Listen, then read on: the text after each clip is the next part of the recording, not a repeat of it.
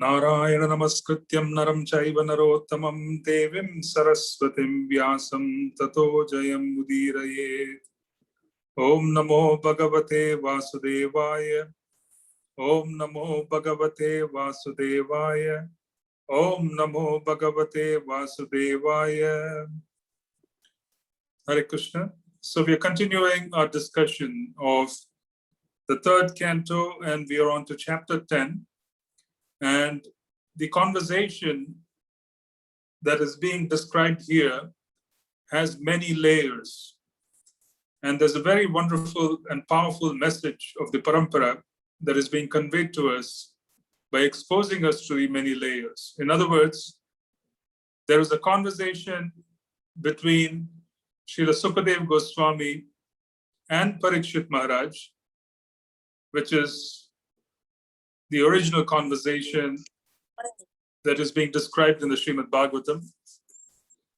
And in the assembly of Sukadeva Goswami speaking to Parikshit Maharaj, we had great attendees. We had even Srila Vyasadeva.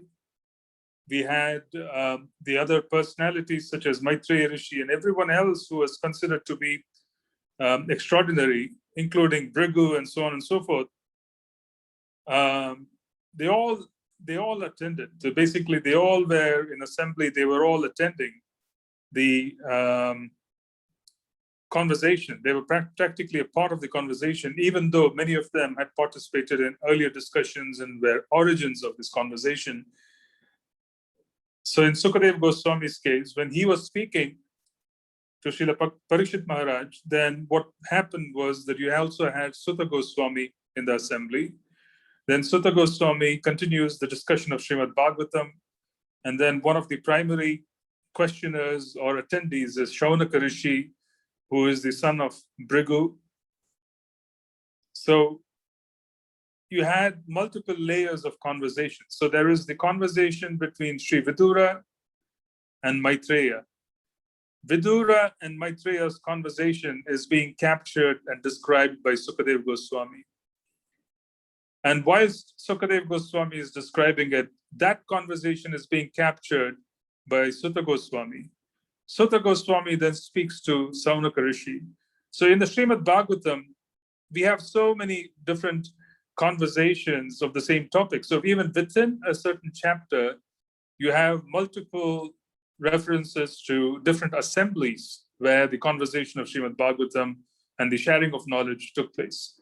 So Maitreya Rishi learned of the topic of what was instructed to Lord Brahma from Krishna himself. And this was done in the presence of Sri Uddhava. So there was Uddhava, Krishna, and Maitreya Rishi. This conversation was passed on by Uddhava and Maitreya Rishi to Vidura. And this was described by Srila Vyasadeva to Sukadeva Goswami. And then Sukadeva Goswami started rendering the Srimad Bhagavatam and sharing his realizations, which is the reason why these realizations are so special, that Vyasadeva himself was in assembly hearing Srila Sukadeva Goswami speak because the realizations were so special. And from that particular conversation, you had Sutta Goswami picking up and then having a description of what Maitreya said to Vidura. And this was done in Naimisharanya many years later. Now, why is it so important for the Bhagavatam to chronicle the different conversations? They could have simply given the conversation between Sukadeva Goswami and Parikshit Maharaj. This is very important for us to understand as to why is it being chronicled? Why is it that it is being described in so many different, I would say, sometimes it's quite confusing for a newcomer to find so many conversations interspersed within the same chapter. Not even the canto is the same chapter. So it's quite bewildering for some newcomers to find out that there are so many conversations. Now, what this is practically conveying to us is that there's deep chastity to the speaker by the listener. And the listener has such capacity for absorption that they're able to capture everything exactly as being spoken, even though they are transforming it through their realizations and then sharing the essence they are still capturing exactly what was conveyed in essence. They're capturing exactly what was conveyed in essence and then passing it on from one audience to another. This chastity is quite extraordinary. This chastity is extraordinary because you're basically looking at a circumstance where thousands and thousands of years of scripture is being shared without dilution, without deviation. And this is not being done because one is an expert listener or the other is an expert speaker. It's because there is a disciplic succession which is being held together by the principle of chastity. Chastity is not so much external endeavor, it is an internal principle. Chastity is an internal principle where the listener is completely surrendered and is completely given himself to the speaker to receive realizations. So it is practically a matter of being able to surrender and being very chaste internally. So it's practically a matter of being able to receive things, which is basically a disciplic succession. The disciplic succession is where the disciple is a very good disciple, and as a consequence, he becomes a very good spiritual master. A very good disciple is a very good spiritual master. That's exactly how it works. And the very good disciple is the very good disciple because he's very chaste to the spiritual master. And chastity is an internal principle. What is the principle of chastity which is being demonstrated? Chastity, in essence, purity, is fundamentally an attribute where internally the mood of servitude has taken on such a selfless form towards the guru that the student or the disciple exists for the guru. There really isn't any other existence. So this is chastity. And when such a student exists, then the guru speaks, they're able to absorb things. They're practically able to receive and they're able to store. It's undiluted. There's great protection which is being offered because this is tattva. It's very, very sublime and very subtle knowledge. You see, Srimad Bhagavatam is very subtle. It is very sublime. And as a consequence, for people to be able to hold on to what's being given and to understand and to transform and to digest, it requires a deep sense of servitude, it requires a deep sense of chastity. So what is being demonstrated here is quite remarkable. So there is an interaction between Lord Brahma and Krishna. Then Krishna speaks to Maitreya Rishi. This conversation is being captured by Srila Vyasadeva because he is Narayana himself. And he passes on this information to Srila Sukadeva Goswami. Sukadeva Goswami is passing on this information to Parikshit, but he also has an assembly of great personalities like Sutta Goswami. Srila Sutta Goswami is passing on all of these things in Naimisharanya to Shaunaka Rishi and others many years later. And then there is really no dilution. The original intent of the speaker and the original content of what Krishna spoke to Maitreya is captured in multiple conversations with no dilution and with no deviation. And this is the remarkable fact that has to be observed from Srimad Bhagavatam. Yeah? There's consistency between scripture, there's consistency between guru, the sadhu, and shastra. These are the tripod. So there is the guru, the spiritual master. So if you were to count guru, here's Vyasadeva. Then it is the sadhu, which is Srila Sukadeva Goswami. And then there are the different sadhus who are also along with Sukadeva Goswami. And then there is Shastra. So there's absolutely no foundational distortion which is found amongst the different carriers of the sublime knowledge. They are deliberating and they are offering realizations, undoubtedly, because they're digesting this very sublime subject matter. And because they themselves are great transcendentalists, it is very, very, very fortunate for them to add their realizations while they're passing this information on. But there is no dilution. There is no distortion of the original content. And this chastity is being captured in Srimad Bhagavatam and is being displayed. Yeah. So what is this particular statement? Krishna says in 4.9 of the Bhagavad Gita, where he says, Janma karma chame divyam, evam yo vetti tattvataha, tektva deham punarjanma naiti mam etiso Arjuna. So he is saying, basically, that one who knows the transcendental nature of my appearance and activities does not, upon leaving the body, take his birth again in this material world, but attains my eternal abode, O Arjuna. So here he uses the word tattva. Tattva is absolute knowledge. So this absolute consideration, this absolute knowledge which Krishna is speaking to Maitreya Rishi is being captured without dilution because it is still on the absolute platform by the different speakers. How are they able to do this? They're able to do this because they are following the second principle, which is also given in the Bhagavad Gita. Pranipatena pariprashnena sevaya. Upadekshanti te jnanam jnaninas tattva-darshinaha. So tattva-darshan has taken place. The jnani has had tattva-darshan. And then he has to be served.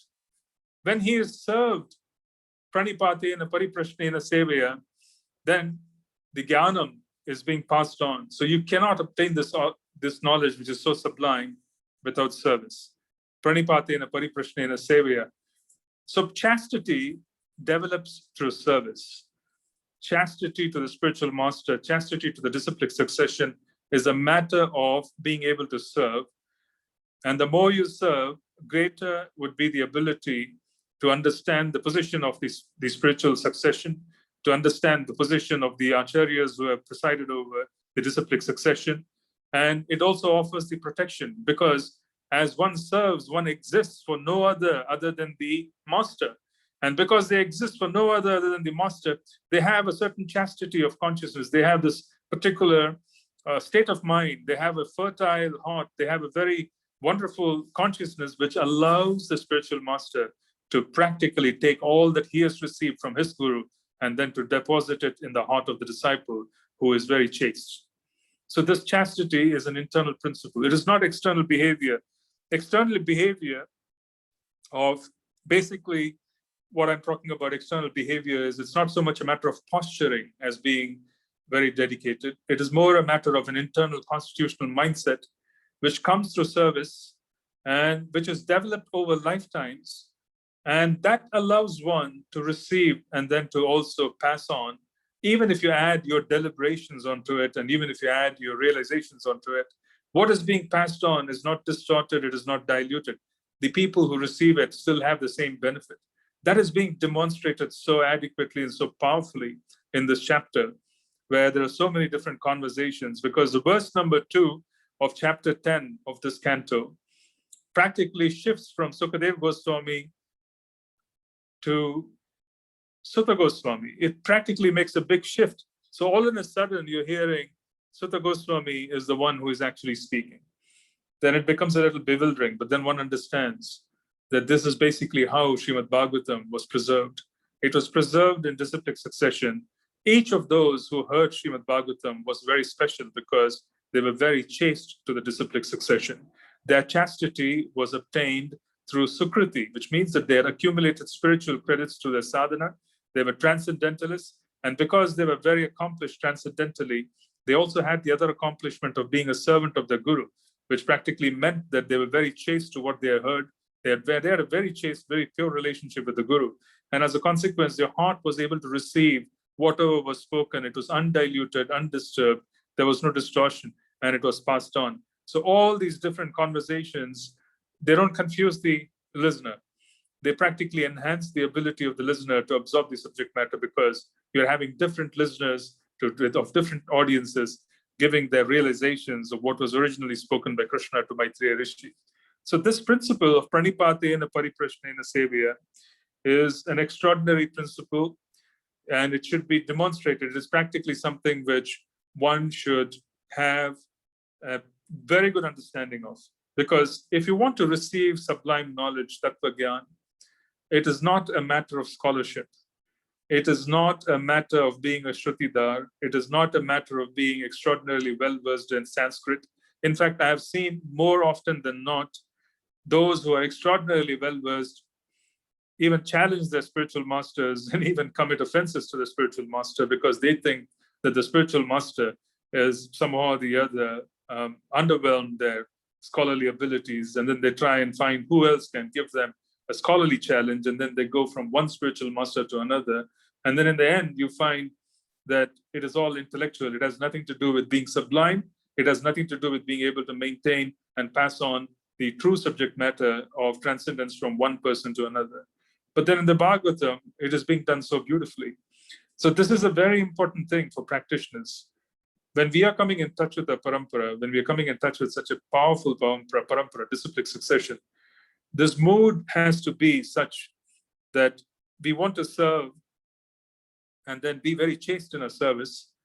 And being very chaste in service means that we're not thinking of anybody else other than the master.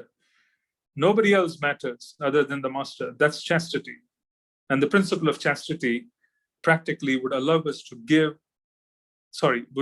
receive the sublime knowledge which is in the heart of the spiritual master. We would receive Krishna Sambandha as found in the spiritual master's heart.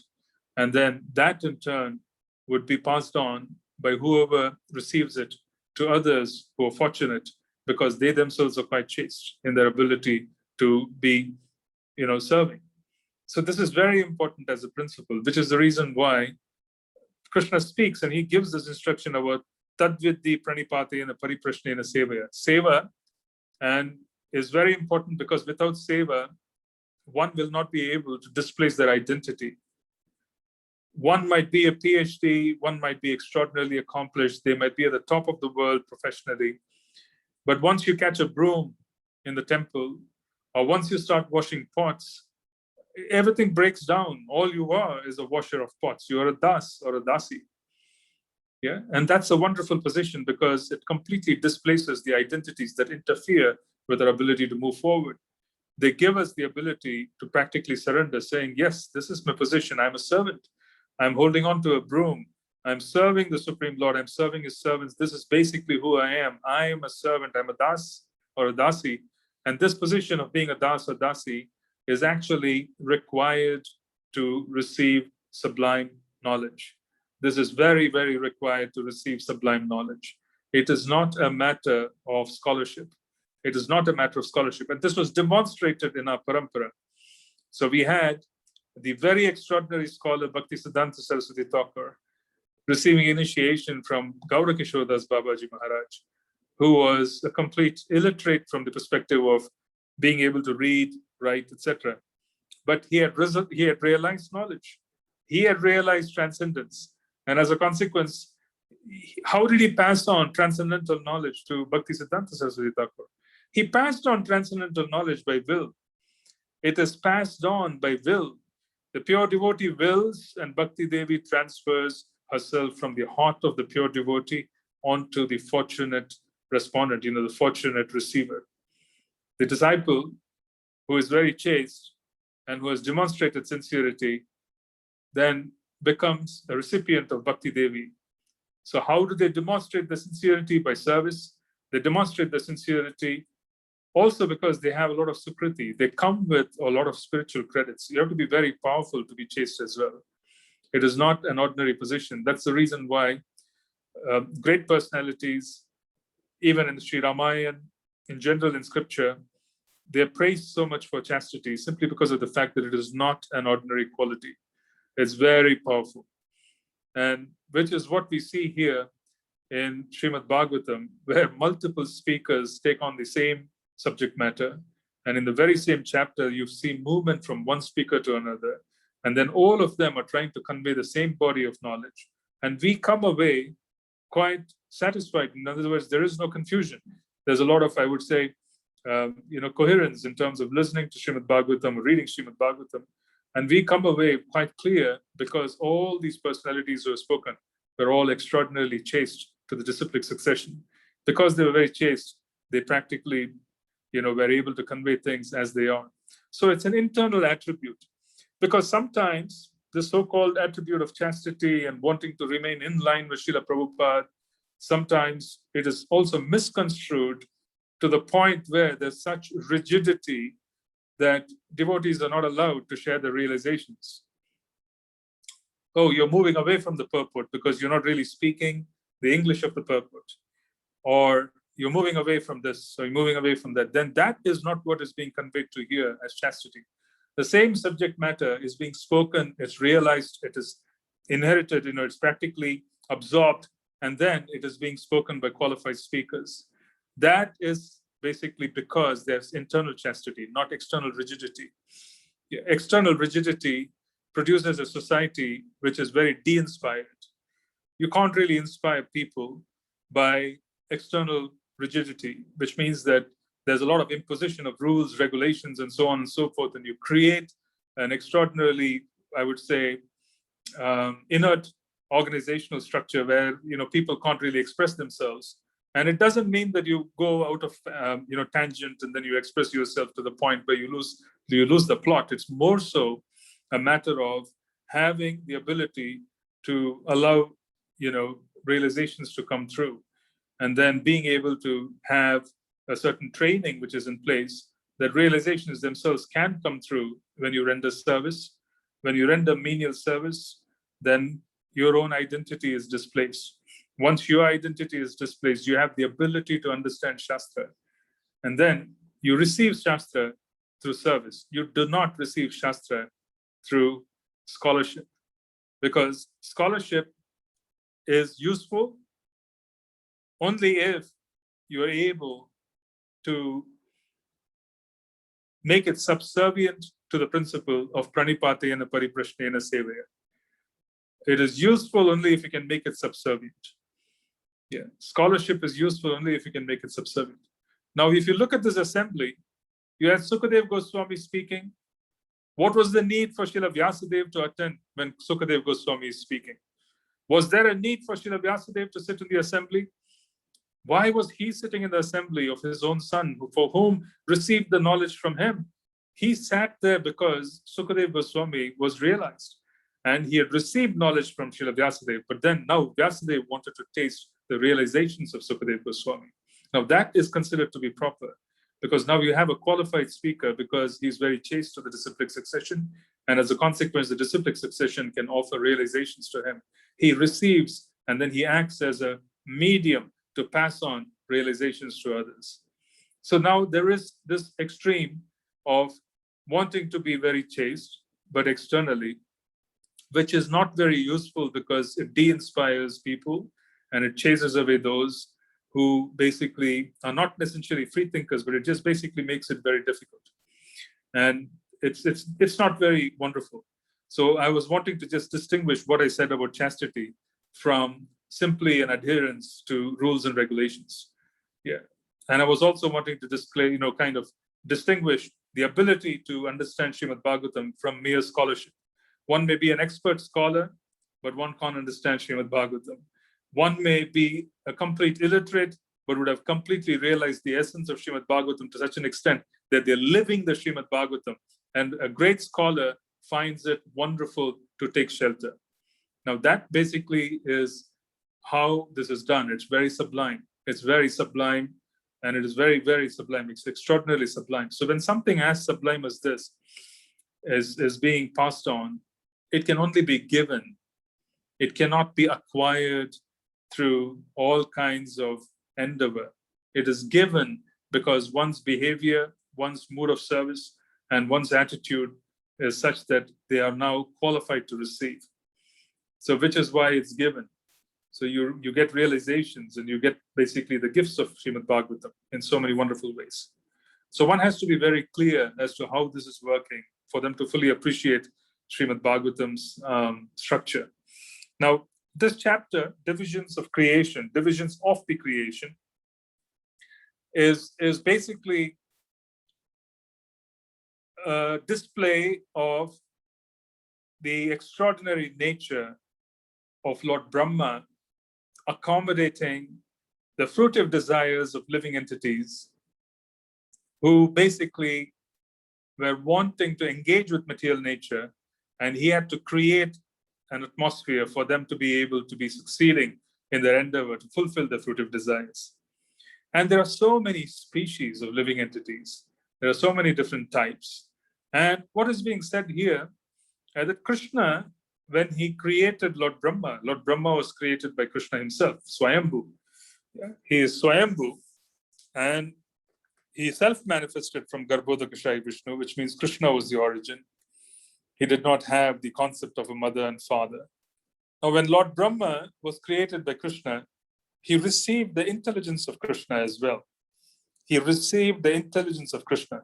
So this chapter is practically displaying the workings of the intelligence, and it is displaying how Lord Brahma's work is being controlled and how material nature is also being controlled. So this is what we're going to learn today. But what was interesting about the disciplic succession and the context of what we're hearing is that this particular chapter also has a shift between different speakers. And we need to understand that this shift basically is a demonstration that what was conveyed was so pure, and the speakers and the listeners and the conveyors are also so well-intentioned, and because of the mood of service and the chastity to the disciplic succession, that they were able to convey the import, even though these imports and these realizations were embellished with their own, these verses were embellished with their own realizations, which made it sweeter. So now we'll just read through the chapter and we'll try and understand some of the verses as much as we can today. In fact, we'll make an attempt to complete the chapter because it's basically details of creation. Sri Vidura said, "O great sage, please let me know how Brahma, the grandfather of the planetary inhabitants, created the bodies of the living entities from his own body and mind after the disappearance of the Supreme Personality of Godhead." So, how did he create from his body and mind? "O greatly learned one, kindly eradicate all my doubts and let me know of all that I've inquired from you from the beginning to the end." Sutta Goswami said, "O son of Bhrigu, the great sage Maitreya Muni, thus hearing from Vidura, felt very much enlivened. Everything was in his heart, and thus he began to reply to the questions one after another." Now, from the previous verse, this is basically Vidura talking to Maitreya Rishi. You're immediately coming to verse number 2, which says, Sutta Goswami is talking to the son of Bhrigu. So this is how it has shifted, but then the subject matter is being preserved. "O son of Bhrigu, the great sage Maitreya Muni, thus hearing from Vidura, felt very much enlivened. Everything was in his heart, and thus he began to reply to the questions one after another. The greatly learned sage Maitreya said, O Vidura, Brahma thus engaged himself in penances for 100 celestial years, as advised by the personality of Godhead, and applied himself in devotional service to the Lord. Thereafter, Brahma saw that both the lotus on which he was situated and the water on which the lotus was growing was trembling due to a strong, violent wind. So now they're going back to how Lord Brahma started out. Lord Brahma was bewildered. Then Lord Brahma receives instructions on tapasya. He engages in tapasya for 100 celestial years. And the celestial years themselves, after he completes the tapasya, which is a chanting of the mantra which Krishna had given him, he then develops the ability to create. Then he sees that the lotus which he is sitting on and the water on which the lotus is also growing were all trembling, which means there was still a semblance, there was still certain qualities of, I would say, destruction. There was still pralaya. Pralaya means there's a great wind, you see. It's almost like a cyclonic wind of great power, which is practically destabilizing the entire ocean, Garbhodaka ocean. And Lord Brahma is actually seeing the instability of his position and the instability of the lotus. Long penance and transcendental knowledge of self-realization had matured Brahma in practical knowledge, and thus he drank the wind completely along with the water. Now, this is wonderful.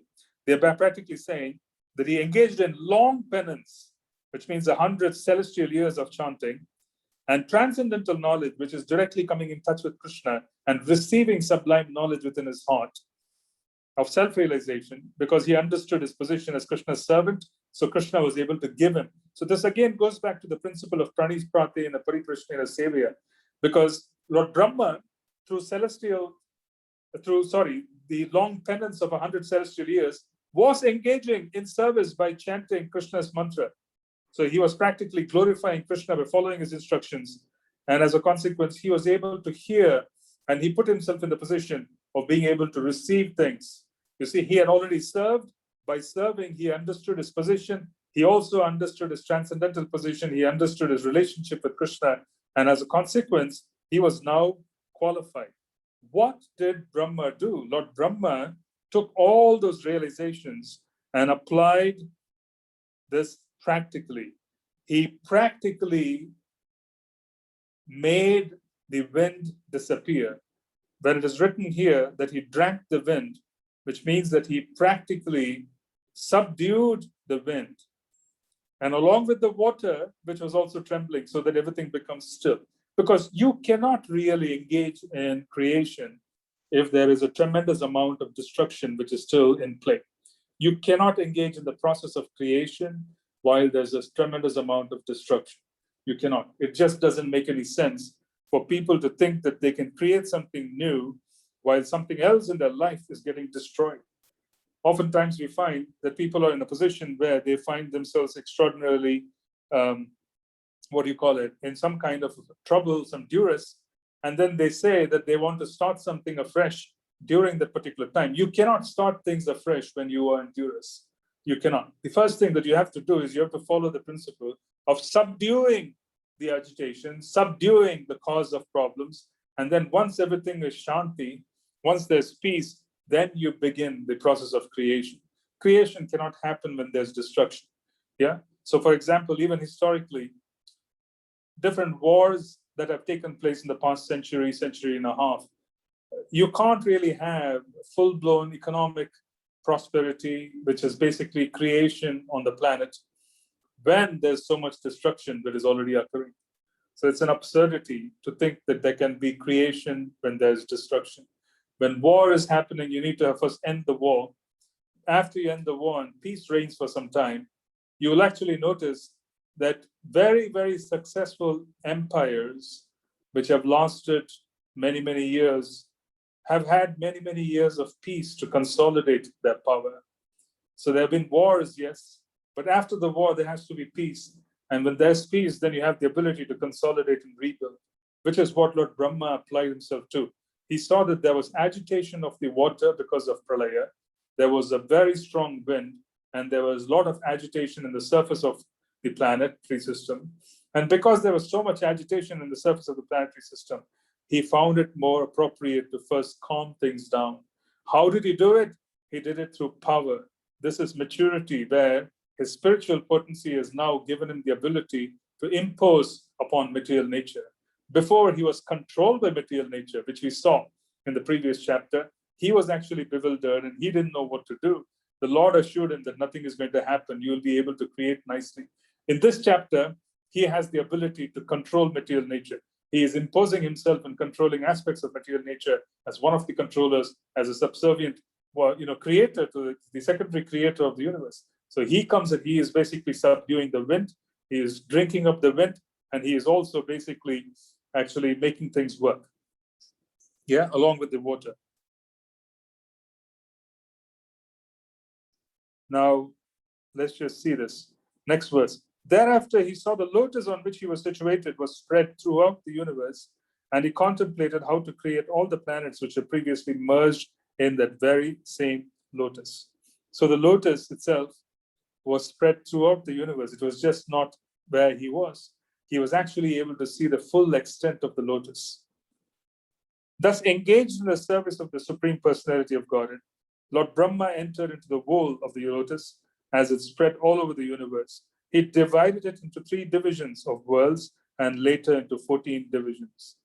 Yeah, 3 divisions and 14 divisions. Basically, he practically was able to divide it into 3 divisions, which is the division of Bhur Bhuva Swaha. We say this in the Gayatri Mantras, of the heavens, then of the earth, and then one that is below. So basically, there are different levels of the universe, and all 3 levels were created.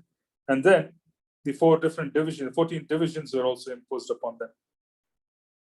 Lord Brahma is the most exalted personality in the universe because of his costless devotional service unto the Lord in mature transcendental knowledge. He therefore created all the 14 planetary divisions for inhabitation by different types of living entities. So he created 14 planetary systems. Unbelievable. Vidura inquired from Maitreya, "O my lord, O greatly learned sage, kindly describe eternal time, which is another form of the Supreme Lord, the wonderful actor. What are the symptoms of that eternal time? Please describe them to us in detail." Maitreya said, "Eternal time is the primeval source of all of the interactions of the three modes of material nature. It is unchangeable, limitless, and it works as the instrument of the Supreme Personality of Godhead for his pastimes in the material creation." So what is being spoken of is the fact that material nature is subservient to eternal time. Kala is Krishna's impersonal feature. The impersonal feature of Kala imposes itself on material nature, and that is how the material nature basically is managed. Yeah. So this is basically how material nature is managed. So there's the time factor over and above. There's over and above our karma. Let's understand it from our perspective. Over and above our karma is the time factor, kala. So you can have kala imposing itself in such a way that our karma is practically subservient to that kala, which means there is very little freedom. There are certain events that would take place in the life of the individual, which will be imposed upon by the time factor, even if the individual supposedly has certain responsibilities and certain kind of, I would say, functions and strength, they wouldn't be able to act in such circumstances. Yeah. This is basically how Kala works. Kala is superior because it is Krishna in the form of time who is imposing himself on controlling material nature. This cosmic manifestation is separated from the Supreme Lord as material energy by means of Kala, which is unmanifested, impersonal feature of the Lord. It is situated as the objective manifestation of the Lord under the influence of the same material energy of Vishnu. So it is basically a division that qualifies what is spiritual and what is material. That which is under the control of Kala is material, and that which is not is spiritual. That basically is the division. So this is also being spoken of as the potency of the Lord. This cosmic manifestation is as it is now. It was the same in the past, and it will continue the same way in the future. There are 9 different types of creations besides the one which naturally occurs due to the interaction of the modes. There are 3 kinds of annihilations due in eternal time, the material elements and the qualities. Due to eternal time, the material elements and the quality of one's work. Yeah, there are 9 different types of creations. That's going to be spoken of further through the chapter. And then, due to material, the interaction of the material modes, and then there are 3 kinds of annihilations. Even that is being discussed. So there is an annihilation due to eternal time, which is scheduled. There is a schedule for destruction, and at that point in time, it is just destroyed. So it's a scheduled destruction. It is not out of schedule. There is a certain point in time when everything will get destroyed. Then the second type of annihilation, second type of destruction occurs when Lord Ananta, becoming very disturbed by the extraordinary enforcement, or I would say imposition of the mode of ignorance on the planetary systems, where he finds that living entities have developed such deeply gross false egos that they can't make any spiritual progress. Lord Ananta practically glances at material nature and he burns this entire lower planetary system right up to Maharloka. Right up to Maharloka, he practically burns the planetary systems because of his anger at looking at and observing the extraordinary nature of the mode of ignorance. So he sees that, okay, there is no hope. There really isn't any hope for these people. I need to annihilate. So he annihilates all the planetary systems, including Swarga. It goes all the way up to Maharloka. And at Maharloka, the sages, they leave Maharloka because of the heat. And they migrate to Satyaloka, they migrate to Tapoloka, to Janaloka, which are higher planetary systems. Maharloka is generally filled with very powerful sages. They leave when Lord Ananta decides to annihilate the lower planetary systems. Even Swarga is annihilated. It is just annihilated. by his anger, because he sees that the mode of ignorance has crept in so badly that nothing can be done. He says, okay, it's almost as if someone is trying to create something with a piece of clay, and it has become so very deformed that they just kind of want to start all over again. So that's basically the second type of annihilation. The first is schedule. Yeah. The first is schedule. The second is basically Lord Ananta. And then the third is based on how destructive we are because of the nature of our work. If our karma is very destructive, we tend to basically destroy our ability to continue further. Yeah. So that is the other type of annihilation. Of the 9 creations, the first one is the creation of the Mahat Tattva, or the sum total of the material ingredients, wherein the modes interact with the presence of the Supreme Lord. In the second, the false ego is generated, in which the material ingredients, material knowledge, and material activities arise. Yeah. So first there is the Mahat Tattva, then there is the material ingredients are mixing together, so there's a false ego that is generated. And then the sense perceptions are created in the third creation, and from these the elements are generated. The fourth creation is the creation of knowledge and of working capacity. The fifth creation is that of controlling deities by the interaction of the modes of goodness, of which the mind is the sum total. The sixth creation is the ignorant darkness of the living entity, by which the master acts as a fool. Quite extraordinary. So here, the fifth creation is controlling deities by the interaction of the mode of goodness, of which mind is the sum total. Please pay attention to this verse. This verse is saying the fifth creation is that of the controlling deities by the interaction of the mode of goodness, of which the mind is the sum total. You cannot make changes to the mind without coming to the mode of goodness. You cannot shake off the false ego unless you come off at least to the mode of goodness. It's very difficult to shake off false ego because the mind was created and the mind is the sum total. And this is basically occurring in the mode of goodness. So how can you modify something that was created in the mode of goodness by being in mode of passion and mode of ignorance? You cannot do so. If you want to control the mind, you have to be in the mode of goodness. The sixth creation is ignorant darkness of the living entity, by which the master acts as a fool. The sixth creation is all the bad habits, the shatripus. One can say these are the bad habits of the person. So there's ego, there's enviousness, and then there's foolishness. There are so many different bad qualities, anger. Yeah, all of these are a part of the ignorant darkness of the living entity by which the master acts as a fool. So he basically identifies with the body. All of the above are natural creations by the external energy of the Lord. Now hear from me about creations by Brahma, who is an incarnation of the mode of passion, and who in the matter of creation has a brain like that of the Supreme Personality of Godhead. Now, unimaginable, Lord Brahma has a brain like Krishna, like the personality of Godhead. He has a brain like that of Krishna, Lord Brahma. So his entire ability to create is Krishna's ability to create, which means Krishna has given him the power to create. Because intelligence, which is a function of the brain, where people who are considered very brainy can have the ability to transform different circumstances and reproduce and then create many different objects, it is a function of passion. Intelligence is a function of passion. It is. So intelligence basically is a function of passion. So that's why the mode of passion is empowering Lord Brahma, who has a brain like Krishna. So this mode of passion is able to create different shapes. It is able to create different forms. It is able to create different scenarios, and it is able to kind of create an environment for everybody to be a part of. The seventh creation is that of the immovable entities, which are of 6 kinds. The fruit trees without flowers, trees and plants which exist until the fruit is ripe, creepers, pipe plants, creepers which have no support, and trees with flowers and fruits.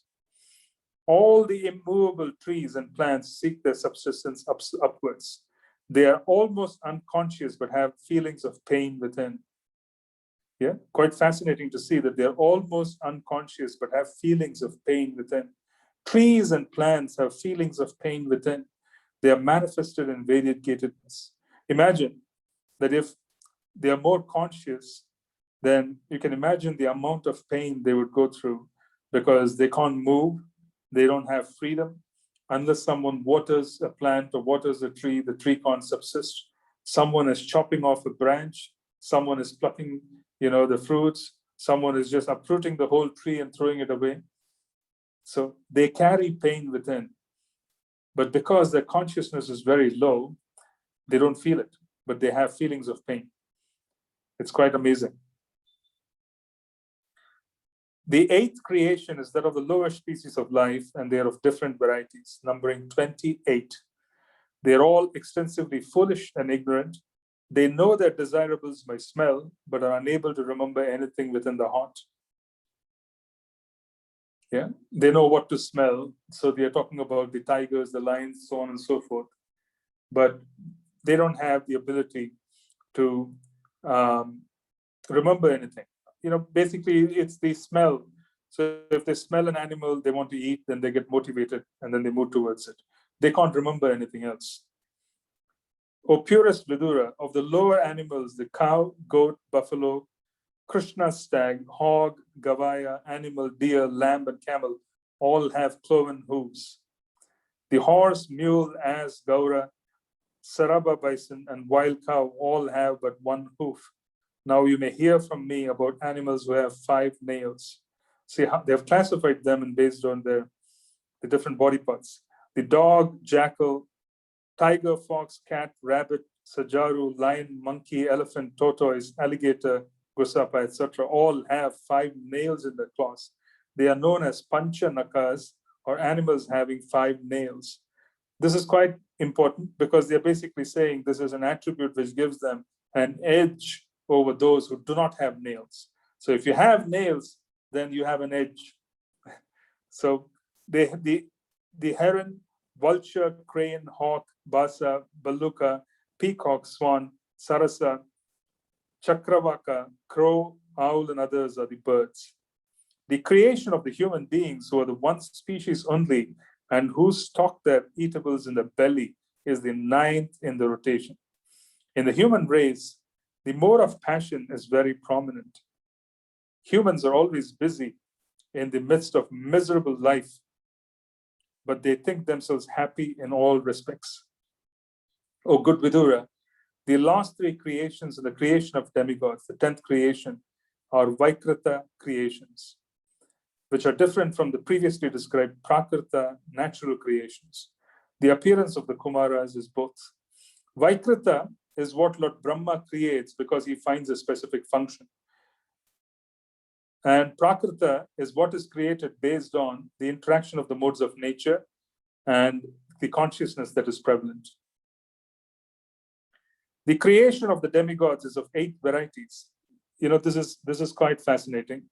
The 8 varieties of demigods are the demigods, which is the Devas, the forefathers, which is Pitris, the Asuras or demons, the Gandharvas and Apsaras or angels, the Gandharvas, Apsaras, angels, Yakshas and Rakshasas, Siddhas, Charanas, and Vidyadharas, the Bhutas, Pretas, and Pisachas, the superhuman beings, celestial singers, etc.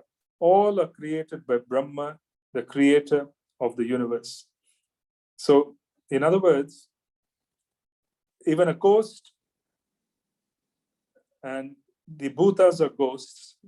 The ghost is a subtle body, just a subtle body, which means the subtle body and false ego and the mind, intelligence.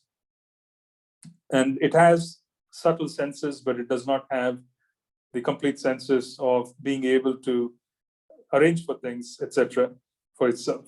So this is a ghost. A ghost is basically a subtle body that is departed from the gross body. Then there is Preta. Preta is not a ghost. In reality, Preta sometimes does not have an equivalent to a ghost. Preta is basically a species that is occupied when one leaves the body. So when a human being leaves the body for 1 full year, they're considered to be in what we call Preta Yoni, which means they've entered into a specific body, which is called a Preta. And this body, basically, it takes them full year, 2 years for them to completely complete and get out of this into a different human form. But this body is like an interim stage. And during this body, they basically are more closely associated with I would say, the family members, etc. And they basically are expecting things from them. They wait for arrangements to be made. That's why the Hindus have a full year of rituals where every month you'd have to offer some kind of, I would say, ceremony which is being done towards the passage, like we say, rites of passage of the dead. Once someone passes away for an entire year, they do different ceremonies depending on which kind of culture you come from. There are different passages for people who depart. The Hindus or the Vedic culture, they do it for an entire year, because this entire year, this is in what the soul, with the subtle body, is in what we call the Preta Yoni. They're practically in circumstances of receiving all the help they need so that they could move forward. And that is the only time you can help them. Because once they pass out of it, the subsequent years, then they get trapped by, what we call as, they become more subtle beings like Bhutas and so on and so forth. The Pisachas they are basically goblins, I would say. They are of a very vicious, violent nature. And interestingly, culturally, why do we worship Lord Ganesh before starting all kinds of auspicious work? Why is Lord Ganesha worshipped? Why is his name invoked in fire sacrifices, etc.? It is particularly to remove the influence of these subtle beings. Many of them are simply a big nuisance. If they are present, they're just a big nuisance. Some of them are violent, some of them are a big nuisance. And to remove all of these is the reason why Vedic culture, they had the worship of Lord Ganesh before any kind of installation, any kind of house was built, or whenever there was some kind of auspicious ceremony, you need the presence of Lord Ganesh, because he practically is called Ganapati, which means he is practically the manager, the overlord, and the controller of the Ganas who occupy Lord Shiva, which is these kind of beings, the subtle beings. So that is why Lord Ganesh is invoked, and Lord Ganesh is basically worshipped for the removal of these beings. So the point I'm trying to make is that it is interesting to note that when the subtle body leaves the gross body, it actually is more powerful than the gross body. The ghost can travel by sound, they can travel by thought process, they can travel from one place to another. See, we can't do that. We are highly inhibited because of the gross body. They don't basically have inhibition. So in one sense, they are classified as being more subtle. And because they are subtle, they are more powerful than those who are stuck in gross bodies. They can affect people who are stuck in gross bodies. So that's why this particular verse is also quite interesting, where they've classified all of these as in the same category as devas. Devas, sargas, divisions of devas. Now I shall describe the descendants of the Manus, the creator Brahma, as an incarnation of the passion mode of the personality of God. It creates the universal affairs with unfailing desires in every millennium by the force of the Lord's energy. So that's basically this chapter 10. So interestingly, we wanted to start this chapter 10 with an introduction to the Parampara system and the chastity. So we kind of spoke about how the Parampara system basically is maintained, and it is an internal attribute of the disciples towards their guru. And that internal attribute comes due to service, and it comes due to also Sukriti, because they already are good-natured. Because they are good-natured, they're also serving, and as a consequence, they have the ability to absorb sublime knowledge. They're able to pass sublime knowledge on. Now, that is also being seen in Srimad Bhagavatam by the various conversations that are being displayed here. Then we also spoke, obviously, about the descriptions of creation by Lord Brahma. And in those descriptions, we noticed that Lord Brahma, who is empowered by the mode of passion, and mode of passion controls intelligence, has the intelligence of Krishna. He is given the intelligence of Krishna for creation. So he creates a few beings, and then he allows others to be created by material nature, which is interacting with the elements and the consciousness that's prevalent. So there are two different types of creation. So there's one that is being particularly managed by Lord Brahma, where he creates these kind of beings because he sees function. And the other, he just allows for natural creation because of the environment. Yeah. So it's quite fascinating. So there are certain rule-bound creations that occur. Then we looked at the fact that Lord Brahma inherited a condition which was quite destructive. So he actually came into a circumstance of destruction. So, but he was able to pacify the destruction because he had matured in spiritual knowledge. So he took that maturity of spiritual knowledge and then particularly just made everything still. Yeah. He practically made everything still. He drank up the wind and then the water, everything was pacified. It was all condensed. And then he was able to begin the process of creation. So that basic fact is that it came from spiritual potency, and the spiritual potency came from identifying as a servant of the Lord, and it came from rendering service of hundreds of celestial years of chanting Krishna's mantra, and then obeying Krishna and understanding his position as being subservient. So we'll stop here and we'll see what questions you have. We have about 30 minutes for questions today. So if there are questions. Hare Krishna, Prabhu. Hare Krishna. Hare Krishna. Thank you for the wonderful points you put forward and the wonderful class. Just a question about the nature of enjoyment. Just why are some things enjoyed at the subtle level and some things enjoyable at the physical level? You mentioned about subtle bodies earlier. So why are some things enjoyable? Why are some things enjoyed at the subtle level and some things enjoyed at the physical level? No, can you elaborate on this question in terms of when you say why are some things? Can you say what are what? Yeah, absolutely. Please. Yeah. So why, for example, why do we experience enjoyment when we see something at in a certain way, even if it is quite distant to the physical touch? For example, when we see something, you know, we may experience a sense of joy or happiness, and that's not even close to our proximity, for example. And then there's something like, for example, eating. It's something that you're going to experience with the tongue, which is in contact with the foodstuff. Or, for example, warmth.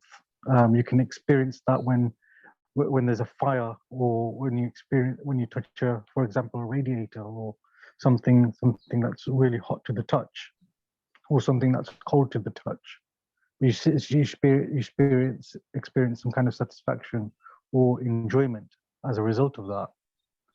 So, and in the case of spiritual life, we see the deity at a distance, and we experience happiness.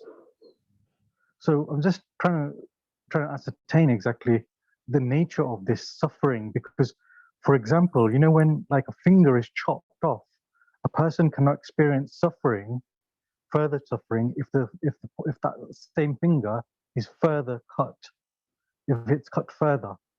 So is pleasure a product, or pleasure and suffering a product of the mind? Or is it to do with the connections with physical nerves and receptors in the material body, in the material body? Yes, basically, I think the last statement that you made is the answer, that the idea of pleasure and pain is entirely based on mind. The mind suffers. So the physical body, in one sense, is inert. It is the mind which suffers. So there is this whole concept of saying that the most contaminating experience, and when I use the word contaminating, I'm talking about coming in touch with matter. Like, for example, you said sometimes you feel happy by seeing certain things, even though it's very distant. And sometimes, you know, why is it different from, and how is it different from that which basically we have to come in touch physically? Now, Shastra says that whatever you come in touch with physically is the most contaminating. Sparsha, touching, is the most contaminating of all the senses. Coming in touch with anything through the sensation of the skin is the most contaminating substance overall, which is the reason why sex life, which is basically centered around sensations of the skin, is considered to be most contaminating from a spiritual perspective because it imposes itself in the mind and it doesn't go away. It's not very easy to shake off that experience. So that particular experience is considered to be very gross. It's a very gross experience and it cannot be shaken off. But the point being that you can have pleasure at a subtle level, and then you can have pleasure at a gross level. You can have pleasure at a gross and you can have pleasure at a subtle level. The gross pleasure is very contaminating because you have come in touch with the objects of the senses. The subtle pleasure is not very contaminating because it can be shaken off because the senses have not come in touch with their objects yet. So there is a distinguishing factor between these two levels of contamination of material nature. So if you come in touch directly, then it's more contaminating. If you don't, and then your eyes are seeing something, you might find some, sense of pleasure by seeing something, then that is fine because that basically can be overcome, even though that is also a little bit of a problem, but it then can be overcome. So this is just to give an example of the variegated nature of experiences of different senses. So the different senses, touch is the worst. It is basically the most contaminating. This is the position of Shastra, and it's a fact. You can't forget things which you have touched. It's very difficult to kind of get that off your mind. It's especially, that's why the sex contamination is the worst contamination, because you can't get it out of the mind simply because there is sparsha. It has been touched by the senses. The object of the senses have been touched. Now, the mental gymnastics of someone seeing things, etc., that can be overcome over a period of time, but that contamination can be overcome. This one cannot be. That is why they also say that as one finds a greater and greater identification of things and objects in the world which have come in touch with him through the sense of touch, then greater would be the binding, greater would be his incarceration in terms of his being able to understand things. Now, how do we pacify this? We pacify the sense of touch by practically serving Krishna with our limbs. That is why Srila Rupa Goswami insisted that we serve Krishna with our limbs. The contamination of the limbs should be removed because the sparsha, there are memories of all kinds of experiences of touch that when come in touch with Krishna's limbs and when we are serving him, we then have the ability to remove and kind of negate that to a large extent and to purify ourselves, which is why our acharyas insisted on service through the limbs. It was just not mental service. It is not lip service. It's just service through the limbs, literally pick up a broom and then sweep the temple, or clean pots or do whatever it is, or serve the deity of the Lord. There has to be touch because that particular experience is considered to be very powerful and it can leave impressions. So the same material experience on the other side, is the pure spiritual experience. On this material side, it is perversion. On the other side, it's pure. Now, in terms of your question about spirituality, seeing the deity, we have to distinguish the spiritual experience versus material. What I've described so far is distinguishing the subtle material experience versus the gross material experience. But there is the subtle spiritual experience versus feeling what spiritually it is. The idea that what we are experiencing is that when the devotee becomes advanced in Krishna consciousness and their senses are completely purified and they're acting with their spiritual senses, then they will have the ability to experience the deity with their spiritual senses. And that is very powerful, which means that it is not just a matter of seeing. With their eyes, they would be able to touch. Yeah, they would be able to touch with their eyes. With the ears, they would be able to see. You see? So the spiritual senses, when someone is completely purified of material contamination, have the ability to interchange and give experiences, even though they're not directly in touch with the objects. So that is a distinguishing factor when you're looking at spirituality as well. So it's quite fascinating to see that you could go to the deity and you could stand before the deity, but then the devotee loves the deity and is highly advanced. The devotee will have the ability to project themselves to touch the deity. They literally would experience touch whilst being away from the deity, even though they are seeing the deity through their eyes. The same principle applies to Krishna. Krishna looks at the offering and he accepts it. So he's eating through his eyes in one sense. Yeah. So this is also applicable to him. So the point I was just wanting to make is that these are two different things. The idea of subtle versus gross, is two different things. The subtle beings of what we spoke of recently, just a few verses back, subtle beings such as ghosts, they are very materially oriented in their mind, and they haven't really gotten out of the material conception of life, and they're identifying with material existence fully. So that's why they feel extraordinarily frustrated, because they don't have a physical body. They can see, they feel, they want to do things, but they can't do it because they don't have a physical body for them to interact. They have a very subtle body. The subtle body doesn't have the ability to do as much as the physical body. So that's why they occupy the body of others, and then they try and enjoy. And then you have this whole case of possessions and so on and so forth, because of the fact that they don't have a physical body. So that is the other distinguishing fact, is that when someone is materially contaminated, they always feel that they have to touch physically. When someone is materially uncontaminated, they're completely spiritual, their senses can interchange, and they can touch through their eyes, they can hear through their see through their ears, and so on and so forth. So it's fascinating how the interchangement of the senses occurs on the spiritual level, while here, unless they touch, they don't feel that they have actually experienced anything special, which means they're hankering for that. I'm not sure if I addressed your question, but I think it was a bit descriptive. No, absolutely. No, that makes sense. Yes, thank you, Prabhu. That's wonderful. There's lots of this subject matter is actually quite it's fascinating, and also actually there's a lot of depth involved in this. Thank you for your answer. It's a wonderful points that you put forward. Thank you. Sure.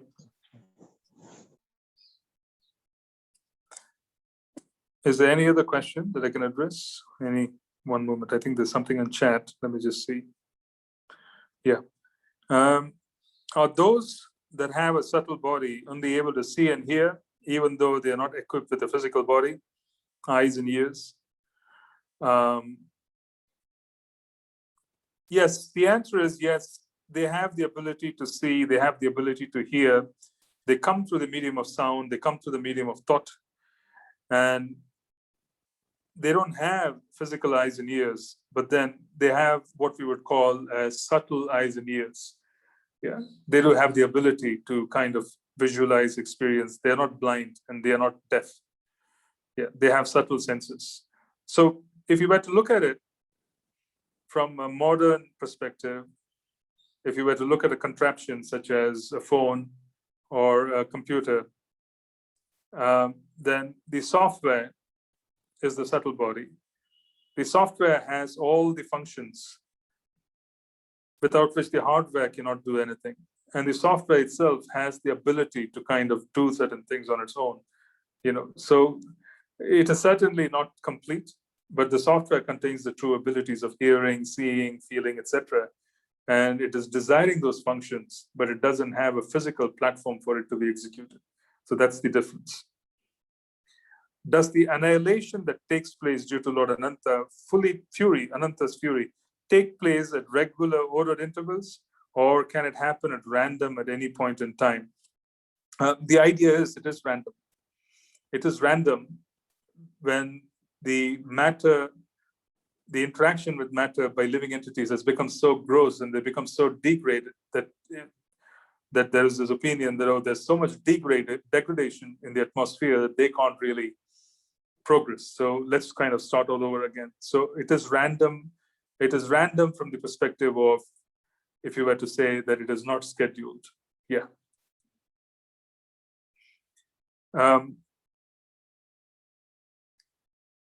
Can there be no creation in the mode of goodness? When we are wanting to do service that includes creating things for Krishna, is there also passion? And the answer is no. That's why Lord Brahma's Muhurta is early in the morning.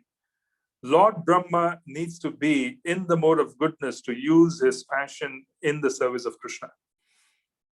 Lord Brahma needs to be in the mode of goodness for him to use his passion in the service of Krishna. If he gets down into the passionate mode, he will fall down into ignorance. That's why Brahma Muhurta is early in the morning, when the modes are very sattvic. And that time, he is in the mode of goodness. He's experiencing goodness, and he's able to do creative work because then he can hear the instructions of the Lord and act according to the Lord's energies. The Lord's instructions. In the mode of passion itself, one can't act because they're in control of the mode. You don't have thinking process. You are in control of the mode.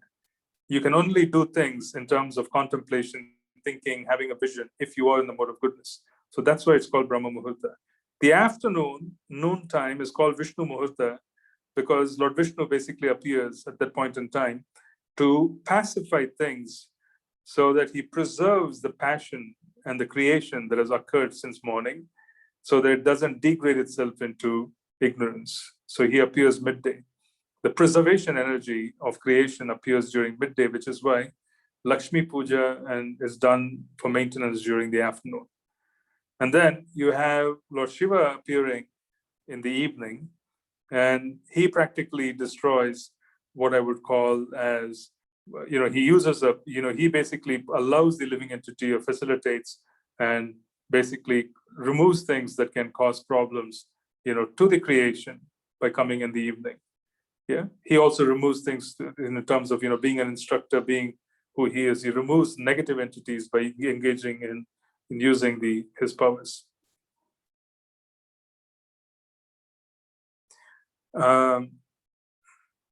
What help can we render to the soul that's left in the first year of his departure? Basically, the Vaishnava way is that we do what is required in terms of Shraddh, which is basically what is done during the first year. There are certain ceremonies that are observed in the Vaishnava samskaras. And then subsequent years, what we do is we simply engage in distribution of Krishna Prasadam to Vaishnavas.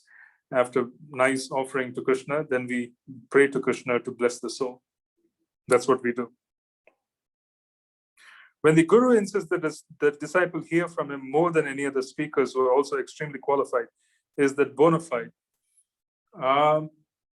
See, the point is that in general, I think this is a case-by-case circumstance, that the Guru says, you must listen to me more than you hear other speakers who are qualified. The idea is that sometimes there could be some kind of an issue with the disciple who would probably want to go here and there and listen to everybody, and then ultimately they don't really absorb things. So there might be certain tendencies which the Guru is trying to subdue. However, if the Guru restricts the hearing of classes of other accomplished speakers, then that is not considered wonderful because we simply do not know who is going to inspire us. The Diksha Guru gives us initiation. We are inspired to come in touch with such a personality because we have heard classes. And then what happens is there are others who sustain our spiritual life. They are Siksha Gurus. Both are equally important, which is the reason why one has many, many gurus, which are Siksha and Diksha. Diksha is only one, but Siksha are many. So that is not considered very bona fide. Okay, is there any other question or comment that I can address?